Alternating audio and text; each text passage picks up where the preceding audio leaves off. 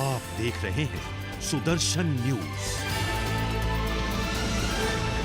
यहाँ मंच पर उपस्थित राज्य के हमारे बहुत ही सीनियर लीडर, सरकार में हमारा सहयोगी honourable deputy chief minister Shri चोलामिन जी, हमारे ईस्टर्न पार्लियामेंट्री क्षेत्र के हमारे सांसद 2024 के हमारे उम्मीदवार भारतीय जनता पार्टी के श्री तपीर गांव जी, हमारे मेहमान जो पूरे लद्दाख से चल के अरुणाचल प्रदेश में आए हैं और पिछले 4 दिनों से अरुणाचल प्रदेश में हमारे साथ वेस्टर्न पार्लियामेंट्री और ईस्टर्न पार्लियामेंट्री में टूर कर रहे हैं। बहुत ही efficient young leader honourable MP Ladakh Shri Jamyang Shri Namgyal ji, वो बहुत ही दमदार, शानदार और जानदार व्यक्ति है, तो उनको एक बार फिर मैं अपना इस लोहित वैली में स्वागत करता हूं। यहां उपस्थित हमारे ऑनरेबल एमएलए नामसाई श्री चाओ जिक्नु नामचुम जी, ऑनरेबल एमएलए जो इस बार अनकॉन्टेस्ट होके आए हुए हमारे अंजाव से मैडम दसमलू पुल जी, और खास करके हमारे 44 तेजू कॉन्स्टिट्यूंसी के भारतीय जनता पार्टी के हमारे उम्मीदवार फॉर्मर मिनिस्टर हमारे दोस्त डॉक्टर मोहित चाई जी, नेकाम कॉन्स्टिट्यूंसी के हमारे भारतीय जनता पार्टी के उम्मीदवार श्री सुजाना नामचुम जी, यहां उपस्थित रोइंग कॉन्स्टिट्यूंसी के हमारे अनकॉन्टेस्टेड एमएलए हमारे दोस्त श्री मुचु मिट्टी जी, इस क्षेत्र के बहुत ही senior leader former minister Shri Nakul Chai ji, Bharatiya Janata party के हमारे इस डिस्ट्रिक्ट के प्रेसिडेंट श्री गेमसो बिलाई जी, स्टेट से आए हुए हमारे नेशनल जनरल सेक्रेटरी एसटी मोर्चा श्री नानी ओपो जी, यहाँ उपस्थित हमारे पूना हिन्ना जी बीजेपी के वेल विशर, और लद्दाख से आए हुए हमारे 2 सदस्य श्री करसन गोरजी जी, श्री सोनम लोलपू जी, हमारे प्रदेश के युवा मोर्चा के अध्यक्ष श्री जितिनसो मान्यू जी, और हमारे बीच उपस्थित श्री सोरिंगसो ताइंग जी सीनियर लीडर, और यहाँ उपस्थित सभी हमारे जेपीएम, सभी हमारे ग्राम पंचायत चेयरपर्सन, ग्राम पंचायत मेंबर, गांवबुरा और हमारे तेजू सुनपुरा के वासियों, आज हमारे लिए भी ये बहुत अच्छा एक अवसर है। ये अवसर इसलिए अच्छा है क्योंकि आज दो त्योहार चल रहा है। एक तो सवेरे हम लोग वहाँ नामसाई में गोल्डन पगोडा में अपना ताई खमती ट्राइब का संकेन फेस्टिवल वहाँ पे सवेरे मना के आया, और आज यहाँ पे अपना असम के हमारे जितने भी जो कम्युनिटीज हैं, असम के हमारे बोहाग बिहू भी चल रहा है, तो इसलिए मैं दोनों समुदाय को, अपना ताई खमती ट्राइब को और साथ साथ अपना असमीज जनजाति है उस सभी को बोहाग बिहू के इस शुभ अवसर पर ढेर सारा शुभकामनाएं देता हूं। मैं पिछले कुछ ही दिनों से ही अरुणाचल का पूरा टूर कर रहा हूं। मेरा कमिंग सेक्टर का टूर हो गया, इसके बाद आके पूरा सुबनसिरी वैली पूरा टूर होने का बाद, इसके बाद सियांग वैली का टूर खत्म करते हुए मैं कल से आपका यहाँ लोहित वैली में आया हूँ। तो इस बार का जो 2024 का जो चुनाव है वो काफी स्पेशल है। स्पेशल इसलिए है, जितने भी हमसे जो पहले जो फॉर्मर स्पीकर्स उन सभी लोग ने जो कहा, भारतीय जनता पार्टी राज्य में 2024 का चुनाव में 10 सीट अनकॉन्टेस्टेड होके एमएलए बन के मैदान में उतरा हुआ है। 10 सीट अनकॉन्टेस्टेड होना ये भारतीय जनता पार्टी का एक शान है। अरुणाचल के जनता जानते हैं कि नरेंद्र मोदी जी आने के बाद 2014 से लेके अभी तक भारतीय जनता पार्टी ने जिस प्रकार से परफॉर्मेंस दिया, उस परफॉर्मेंस को देखते हुए ये अरुणाचल प्रदेश का प्यार है भारतीय जनता पार्टी के प्रति कि आज देखिए 10 सीट अनअपोज होके हम लोग आगे बैठा हुआ है, जिसमें मैं भी हूँ, अपना DCM साहब भी है, अपना मुख्यमंत्री हमारे दोस्त भी है, मैडम दसों पुल जी भी है। यहाँ पे हम लोग 4 लोग यहाँ पे बैठे हुए हैं आपके बीच में। तो ये सब अपना अरुणाचल प्रदेश का जनता का प्यार और उनका विश्वास है। मैं तो इतना ही कहूंगा, जैसे हमारा जमयांग सिंह नमगिल जी जो ऑनरेबल MP लद्दाख में जो बोला, शोक में इनको JTM कहते हैं लद्दाख में। तो JTM साहब ने जो कहा कि अरुणाचल प्रदेश में इलेक्शन तो जस्ट नियरली एक फॉर्मेलिटी ही अभी रह के बैठ गया, केवल हम लोगों को उस फॉर्मेलिटी को कंप्लीट ही करना है। सो आउट ऑफ 60 कॉन्स्टिट्यूंसी 10 अनकॉन्टेस्ट हो गया और 50 सीट में अभी कॉन्टेस्ट होने जा रहा है। 19 अप्रैल में आप सभी लोग जाके अपने अपने बूथ केंद्र में जाके अपना मतदान, हमको पूरा विश्वास है आप लोग इस बार पूरा BJP में ही बटन दबाएंगे। पिछले 10 वर्षों में जैसे अभी थोड़ी देर पहले अपना बहुत ही यशस्वी लीडर अपना honourable chief minister Assam Shri Himanta Biswa Sarma ji यहाँ हम लोगों के बीच में आए और आप लोगों को ब्रॉडली आप लोगों को बताया कि हमारे नरेंद्र मोदी साहब के लीडर के अंतर्गत पर भारतीय जनता पार्टी के गवर्नमेंट के अंदर पर किस प्रकार से नॉर्थ ईस्ट का विकास हुआ है। और साथ साथ में आज आप सभी का बिहाफ से अपने राज्य के भारतीय जनता पार्टी के सभी कार्यकर्ता के ओर से मैं माननीय चीफ मिनिस्टर आसाम का भी बहुत तहे दिल से धन्यवाद प्रकट करता हूं। आज बिहू होने का बावजूद भी यहाँ उन्होंने टाइम निकल के यहाँ तेजू आया, समय कम था इसलिए वो फिर यहाँ से अपना तेजपुर में उनका फिर कार्यक्रम है वहां जाना पड़ा। और जैसे हमारा डिप्टी CM साहब ने जो यहाँ पे विशेष जो उनको कन्वे किया है, बहुत अच्छा विशेष कन्वे किया है अपना CM असम के लिए। वो जहां भी जाए असम में वहां भी कमल का फूल जो है वो खिलता ही लेके चला जाए।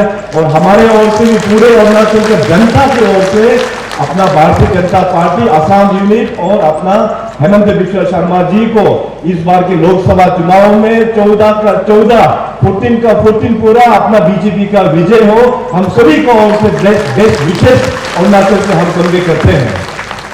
तो माननीय यशस्वी प्रधानमंत्री श्री नरेंद्र मोदी जी के अंतर्गत पर हम लोग देख सकते हैं कि 10 साल का उनका जो कार्यकाल रहा है, हमारा नॉर्थ ईस्ट का जो पहचान को कैसे उन्होंने बदल दिया है।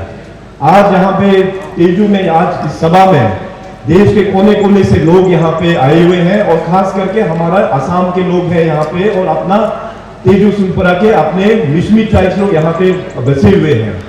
आप लोग थोड़ा सा सोचिए कि आज से 10 साल पहले, आज से 15 साल पहले, आज से 20 साल पहले हमारा अरुणाचल प्रदेश का किस प्रकार से पहचान था अपने ही देश में, नॉर्थ ईस्ट का किस प्रकार से पहचान था, अरुणाचल और असम का किस प्रकार से पहचान हुआ करता था अपना ही देश में। अपना ही देश में हम लोगों को एक दूसरा जगह से आया हुआ का जैसे करके हम लोगों को देखता था, फॉरेन कंट्री से आया हुआ जैसे करके हम लोगों को देखता था। CM असम ने ये सब बात बहुत ही सही से आप लोगों के बीच में रखा है। नॉर्थ ईस्ट पुराना इंडिया में जाना जाता था आतंकवादी के नाम से, नेगेटिव जितने भी जो नेगेटिव चीज है उसका पहचान रखते थे अपने ही देश में।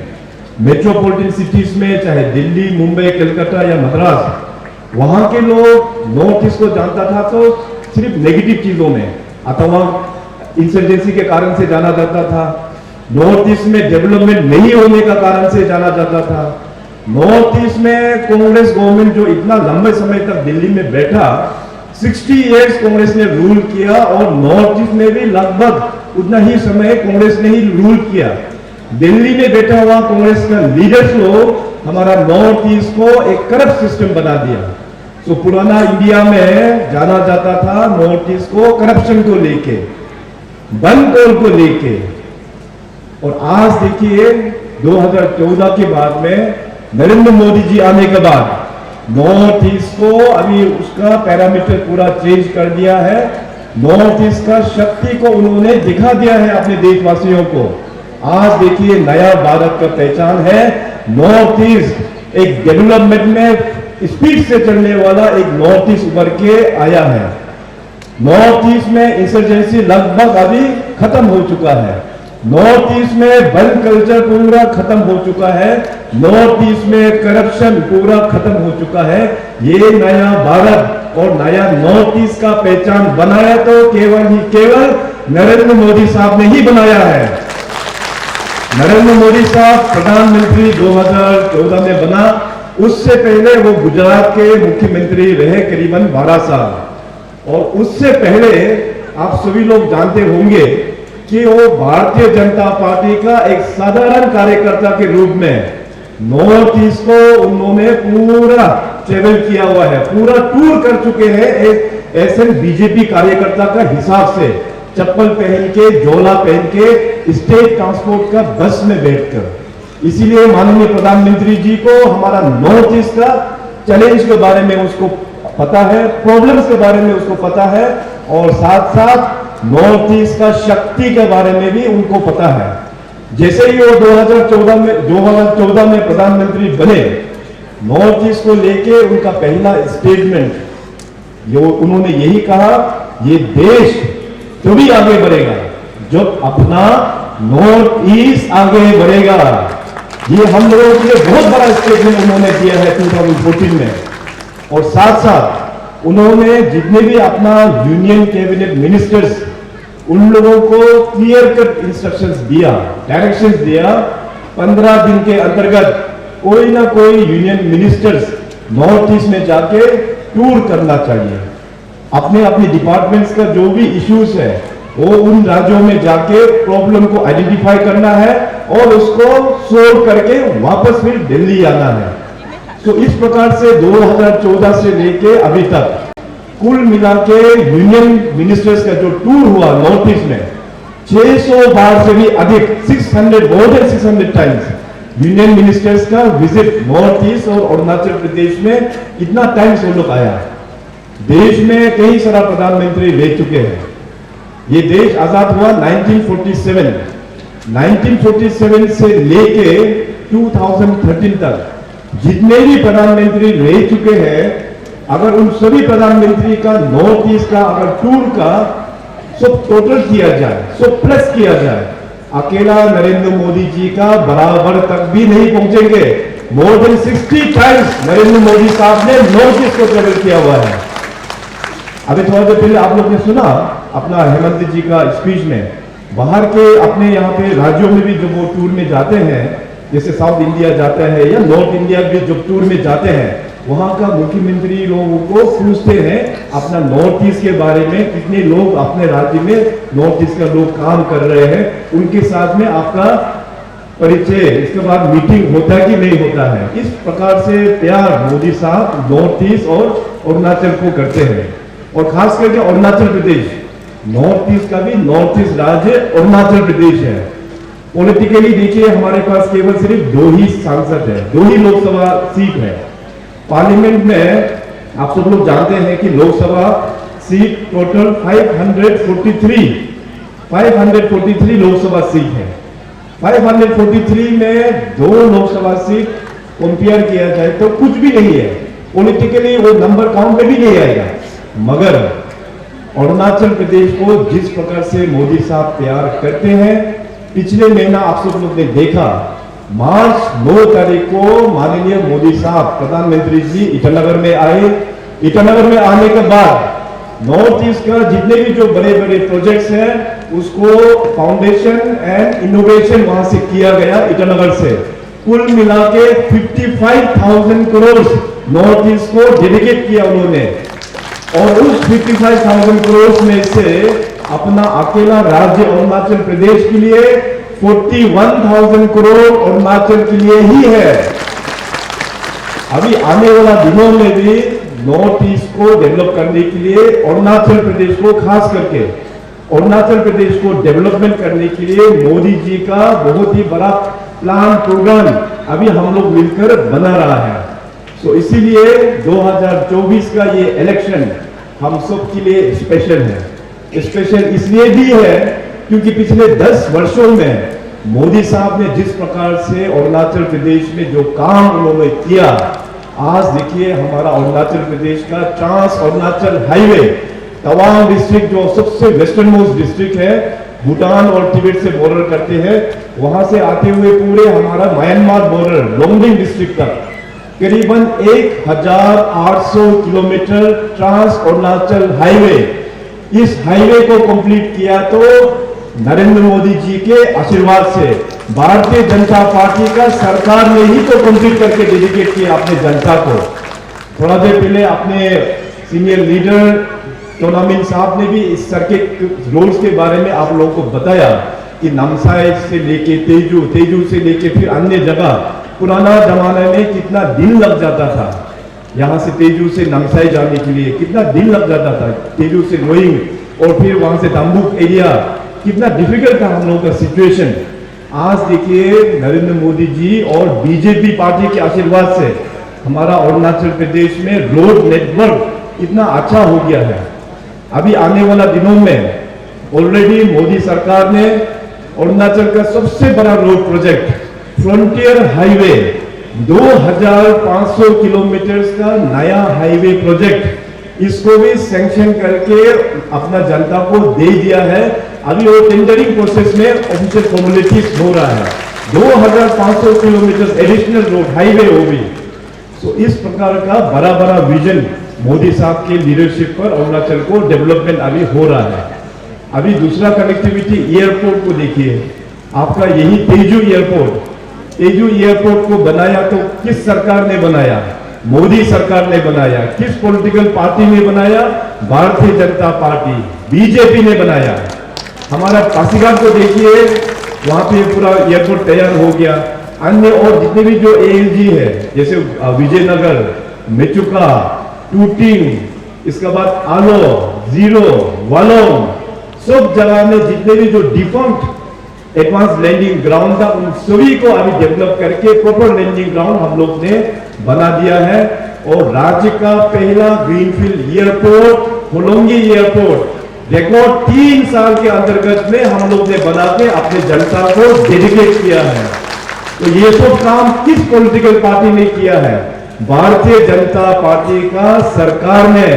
ये हम लोगों को याद आना चाहिए, याद होना चाहिए। और आज देखिए दूर दराज इलाका में जितने भी जो गांव है, उन गांवों में जिनका पास घर नहीं है, आज देखिए मोदी साहब आने का बाद हमारे होम मिनिस्टर यशस्वी जी, आपका अमित शाह जी होम मिनिस्टर बनने के बाद तुरंत उन्होंने हमको और हेमंत जी को बुला के कहा कि आसाम और अरुणाचल का बाउंड्री को आप दोनों आपस में बैठ के सोल्व कीजिए। तो तुरंत हम दोनों बात करके अभी लगभग सारा प्रॉब्लम जो है वो सोल्व हो चुका है, जिसका जिक्र सीएम आसाम ने भी किया, अपना डीसीएम साहब ने भी जो किया हुआ है। तो आने वाला दिनों में तुरंत जो भी काम बचा हुआ है उसको भी हम लोग तुरंत सोल्व करेंगे। तो इस प्रकार से अपना नॉर्थ ईस्ट का और जो अंडरस्टैंडिंग है आसाम और अरुणाचल का, हम लोग का भाईचारा भी कहीं गुना आगे हम लोग इसको फ्रेंडशिप को मेंटेन करते हुए हम लोग लेके जा रहा है। और भी आने वाला दिनों में देखिए अरुणाचल को देखते हुए अभी इन्वेस्टमेंट जो मैंने कहा, लाखों करोड़ों का इन्वेस्टमेंट भारत सरकार अपना अरुणाचल प्रदेश में करने वाला है। तो ये जो समय जो चल रहा है बहुत अच्छा समय है अरुणाचल प्रदेश के लिए। देश में प्रधानमंत्री दिल्ली में बैठा हुआ है, राज्य में अपना बीजेपी का सरकार है, और जैसे मैंने कहा तपिरगांव जी अपना सांसद, किरण जी अपना सांसद, ये दोनों जो है ब्रिजिंग करने वाला व्यक्ति, सीनियर व्यक्ति दिल्ली में बैठा हुआ है। पीएम साहब और भी हम लोगों का अरुणाचल प्रदेश को आगे लेके जाने का सपना है। तो उनका जो सपना है और हम सब का जो चाहत है अरुणाचल को आगे बढ़ाने का, उस चाहत के लिए हम लोगों को तपिरगांव जी को यहाँ से जिता के भेजना ही पड़ेगा। इसको गलती नहीं करना है हम लोग। अगर गलती कर देगा तो अरुणाचल प्रदेश के लिए बहुत बड़ा नुकसान होने वाला है। हम सभी ऐसे अरुणाचली, हम सभी अरुणाचल में बसने वाला जितनी भी जो बिजनेस कम्युनिटीज है, हम लोग कभी नहीं चाहेंगे कि हम लोगों का प्रदेश जो है फिर पीछे चला जाए। हम लोग चाहेंगे कि और भी रफ्तार से आगे बढ़ने के लिए। तो उस बढ़ती हुई रफ्तार में अपना तपिरगांव जी का रोल बहुत ही इम्पोर्टेंट है। आज इनके खिलाफ में जो 5 कैंडिडेट जो आए हुए हैं, वो लोगों का तो लोग नाम तक भी नहीं जानता है, चेहरा तक देखा भी नहीं है। हम लोग जानते हैं तो केवल तपिरगांव जी को जानते हैं, दिल्ली में भी जानते हैं तो केवल तपिरगांव जी को ही जानते हैं। वहां पे नया को यहाँ से गलती से भेज देगा पार्लियामेंट में 5 साल तक तो उनका सीट ढूंढने में ही टाइम निकल जाएगा वहां पे। बहुत बड़ा नुकसान होगा भाई हम लोगों को। इसलिए मैं हाथ जोड़ के आप सभी से निवेदन करता हूं कि अपना तपीरगांव जी को थम्पिंग मेजोरिटी के साथ में 44 तेजू कॉन्स्टिट्यूंसी से इसको यहां से सांसद बना के पार्लियामेंट हम लोगों को यहां से भेजना बहुत ही जरूरी है। तो मैं कॉन्फिडेंटली आज मैं वापस ईटानगर जाऊंगा कि हमारे जो दोनों कैंडिडेट हैं डॉक्टर मोहित चाय जी और अपना तपीरगांव जी, आप सभी लोग ने अभी देखो हम लोगों के पास में एफिशिएंटली 3 दिन बचे हुए हैं जितने भी जो कार्यकर्ता है। 17 तारीख शाम 5 बजे वहां तक आप लोग पूरा अच्छा से कैंपेन करना है। अपने बिजनेस कम्युनिटी का पास में आप लोग जाइए। बीजेपी सरकार आने के बाद हम लोग किस सेक्टर में क्या क्या काम करने वाला है, जेपी नड्डा साहब ने 10 तारीख को ईटानगर में हम लोग का मैनिफेस्टो को रिलीज किया हुआ है। उस मैनिफेस्टो को लेके लोगों को कहानी बताइए। सभी बिजनेस कम्युनिटी के पास में आप लोग जाइए, दुकान दुकान जाइए, लोगों को बताइए कि 2019 में जो गलती हो गया, यहाँ से जो विधायक को भेजा वो विधायक कुछ काम का नहीं है। हम लोगों को दोबारा फिर डॉक्टर चाय को यहाँ से जिता के भेजने से अपने 44 तेजू कॉन्स्टिट्यूंसी बहुत आगे जाएगा। तो 3 दिन बचा हुआ है, आप सभी से मैं निवेदन करता हूँ। और साथ ही साथ और एक मैं निवेदन अपना इस तेजू कॉन्स्टिट्यूंसी के सभी जनता को मैं करना चाहेगा। सोशल मीडिया का जमाना है, तो सोशल मीडिया के जरिए से मैं उन सभी वोटर्स को अपील करना चाहेगा, देखिए भाई आप लोग जो लोग रास्ता भटक गया है, वो एक झूठा आदमी का साथ में रास्ता भटक गया है, वो गलत रास्ता में आप लोग चल दिया है। आप लोग वापस फिर भारतीय जनता पार्टी के घर में आइए। हमारे यहाँ में जो जिला अध्यक्ष है अपना गेमसो बिलाई जी और उनका मंडल और पूरा बीजेपी का सदस्य सभी आप लोगों को वापस फिर घर में स्वागत करेंगे। 17 तारीख शाम 5 बजे तक भारतीय जनता पार्टी का गेट जो है पूरा हम लोग खुला रखेंगे। इसके बाद देखिए एक बार गेट बंद हो जाएगा तो लंबे समय तक बीजेपी का गेट बंद होने वाला है। जैसे अपना सीएम आसाम ने भी जो कहा यहाँ पे कि देखिए वो अलग अलग पार्टी से इस बार अगर गलती से 1-2 जगह जीत भी जाए तो बीजेपी में एंट्री नहीं मिलेगा भाई। अभी बीजेपी में एंट्री टोटली बंद है। एमएलए लोगों का भी जो होना था ऑलरेडी हो चुका है, अभी टोटली गेट जो है बंद है। इसलिए हम लोगों को गलती नहीं करना है। जो गलत रास्ता में गलत पार्टी के साथ में जो चला गया वापस अपने घर में आइए। तेजू का भविष्य को देखते हुए घर में आइए। यहाँ से जो विधायक जो है आप सबको एक चीज में ये भी बताना चाहेगा कि देखिए एमएलए का पावर क्या होता है। एमएलए का पावर होता है एमएलए लेट फंड केवल सिर्फ 3 करोड़ साल में और 5 साल में हो गया 15 करोड़। तो बिजनेस कम्युनिटी खास करके आप लोग गौर से सुनिए, एमएलए का पावर जो है एमएलए लेट फंड ही होता है। 3 करोड़ का ही होता है उनके पास। तो 5 साल में हो गया 3 × 5 15 करोड़। तो बिजनेस कम्युनिटी वाला डेवलपमेंट को लेके आप लोग केवल मार्केट में 15 करोड़ ही चाहिए 5 साल में, या 5 साल में आपको हजारों करोड़ चाहिए। सुनाई नहीं दे रहा है? हजारों करोड़ चाहिए। तो हजारों करोड़ का इन्वेस्टमेंट बिजनेस में अगर चाहिए, यहाँ पे मार्केट में उतना ही पैसा चाहिए, तो डॉक्टर चाय यहाँ पे बैठा हुआ है। कमल का फूल को खत्म बनाना पड़ेगा। और एक दूसरा अगवा फिर यहाँ पे वो एमएलए बता रहा बोल के सोशल मीडिया में भी शायद ये चल रहा है। यार मैं तो क्या बोलूं, बोलना भी नहीं चाहता, लेकिन नहीं बोलने से भी होता नहीं है। अभी वो विधायक यहाँ का बोल रहा है कि 3 बटन है, 3 बटन में से अगर उसका बटन को नहीं दबा के बाकी 2 बटन में दबाएगा तो वहां पे उन्होंने करंट फिट करके रखा हुआ है। क्या बोलेगा ये? देखिए अभी इतना लोगों को बेवकूफ समझ के रखा हुआ है। अभी मैंने कहा ना वो पुराना जमाने का जहाँ पे मतलब डेवलपमेंट नहीं था, लोग एजुकेटेड नहीं था, उस जमाने का पॉलिटिक्स वो कर रहा है। लोगों को कितना गुमराह करने में लगा हुआ है।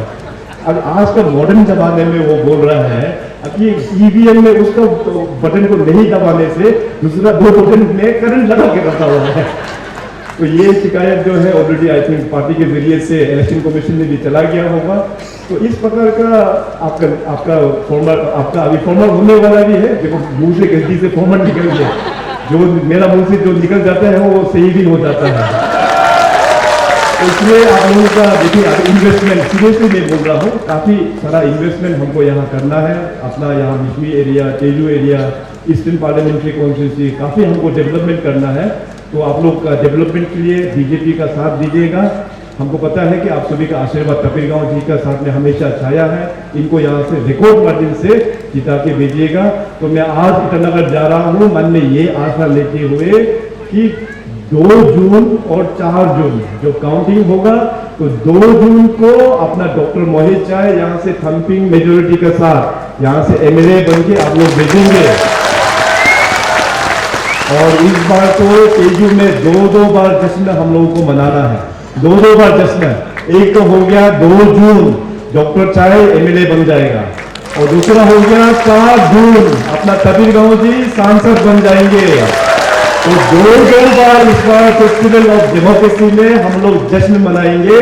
और आने वाला दिनों में जैसे डीसीएम साहब ने कहा, मैं भी दोबारा फिर आप लोगों के यहाँ आऊंगा आप सभी को धन्यवाद देने के लिए, ताकि इस बार 2024 में भारतीय जनता पार्टी का उम्मीदवार, नरेंद्र मोदी जी का उम्मीदवार, पेमा खंडू का उम्मीदवार, अपना टोनामिन जी के उम्मीदवार डॉक्टर महेश चाय जी विधायक के लिए और तपीरगांव जी सांसद के लिए आप सब लोग ने थम्पिंग मेजोरिटी के साथ में भेजने के लिए मैं दोबारा फिर यहाँ पे आऊंगा।